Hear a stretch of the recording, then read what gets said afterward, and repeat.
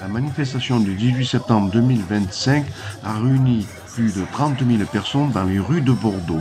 Nous rencontrons Nicolas Thierry, député de la 2e circonscription de Bordeaux.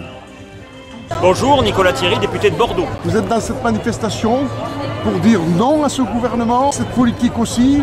On a viré Bayrou. Ouais. Est-ce qu'on risque de ne pas virer l'autre? Quand on va essayer de faire tomber le plus vite possible le cornu, puisque c'est un Premier ministre qui est évidemment illégitime.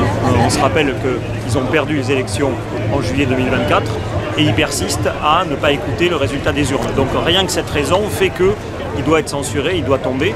C'est la gauche, le bloc de gauche, le NFP qui a gagné les élections. C'est le NFP qui doit être appelé à Matignon. Et tant que ça ne sera pas respecté, parce que c'est l'esprit des institutions, eh bien on manifestera pour que ce gouvernement tombe. Et je serai le premier à voter la censure dès début octobre, quand l'Assemblée nationale va reprendre ses travaux.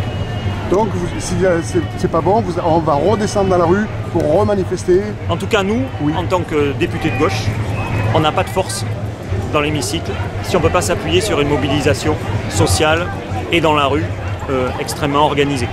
Et la force que l'on a dans l'hémicycle, c'est bien la mobilisation citoyenne, syndicale, salariale qui nous la donne. Sans ça, on n'est rien.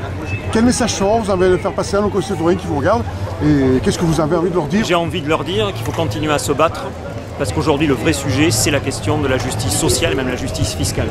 Il est strictement impensable que 2000 foyers dans le pays, 1800 exactement, soient exonérés de toutes les règles d'impôt, en tout cas d'une grande partie, et que ça repose sur les plus précaires ou les classes moyennes. Et tant que cette justice fiscale et donc cette justice sociale ne sera pas respectée, il faudra descendre dans la rue parce qu'il n'y a pas de cohésion sociale s'il n'y a pas d'égalité et de justice, et c'est pour ça qu'il faut se battre. Donc vous êtes derrière le peuple, vous soutenez le peuple, derrière le peuple Comme depuis le début de mon mandat et comme je l'ai fait pour l'abrogation de la réforme des retraites, et je serai toujours aux côtés des syndicats et des salariés. Merci beaucoup, c'est gentil à vous. Merci à